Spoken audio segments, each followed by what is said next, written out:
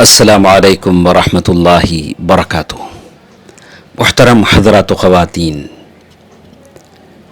اللہ کے راستے میں خرچ کرنا، کمزوروں اور بے کسوں پر خرچ کرنا، یہ اللہ کے نبی صلی اللہ علیہ وسلم کی سنت مبارکہ ہے۔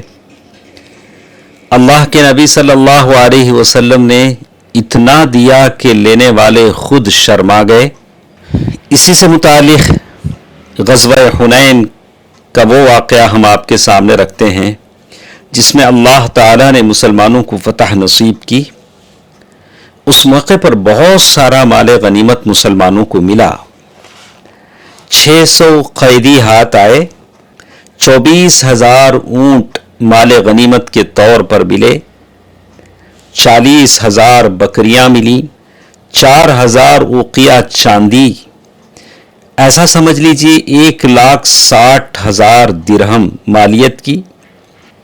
یہ مال غنیمت مقام جعرانہ پر حضرت مسعود بن عمرو غفاری کی نگرانی میں دے دیا گیا، اور اس بات کی تاکید کر دی گئی کہ جب تک رسول اللہ صلی اللہ علیہ وسلم غزوہ طائف سے فارغ نہ ہو جائیں اسے تقسیم نہ فرمائیں۔ ایک دن صفوان بن امیہ اللہ کے رسول صلی اللہ علیہ وسلم کے ساتھ تھا، ایک وادی سے گزر ہوا جو اونٹوں اور بکریوں سے بھری ہوئی تھی، ان کے چرواہے بھی ساتھ تھے۔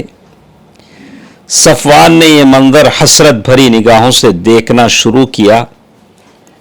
آپ صلی اللہ علیہ وسلم نے ارشاد فرمایا، ابو وہب، کیا یہ مال تمہیں اچھا لگتا ہے؟ وہ بولا، جی ہاں۔ اللہ کے نبی صلی اللہ علیہ وسلم نے فرمایا، اس وادی میں، وادی 2 پہاڑوں کے بیچ کا علاقہ، اس وادی میں جو کچھ ہے سب تمہارا ہے۔ صفوان کا ذہن صاف ہو گیا، اندھیرا چھٹ گیا۔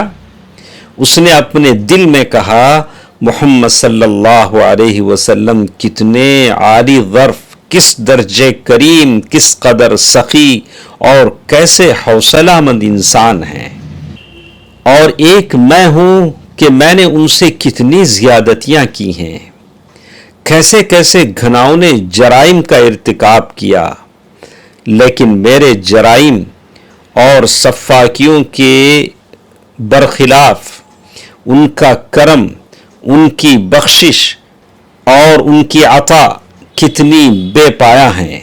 ایسی فیاضی اور دریا دلی یقیناً کسی نبی ہی کی ہو سکتی ہے، اور کوئی شخص اس قدر دینے کا تصور بھی نہیں کر سکتا۔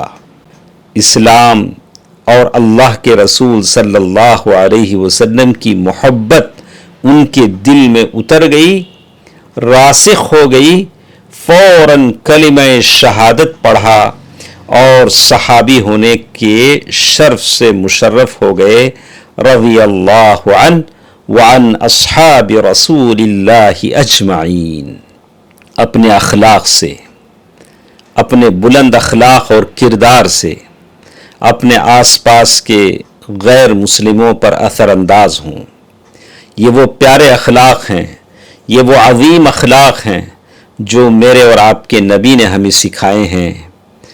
غیروں کے ساتھ، اپنے اس ملک میں رہنے والے اڑوس پڑوس غیر مسلموں کے ساتھ اپنے بلند اخلاق کا مظاہرہ کریں، ان کے ساتھ احسان کریں، ان کے ساتھ اچھے انداز میں اپنے گفتار کردار کا اچھا مظہر ان کے سامنے پیش کریں۔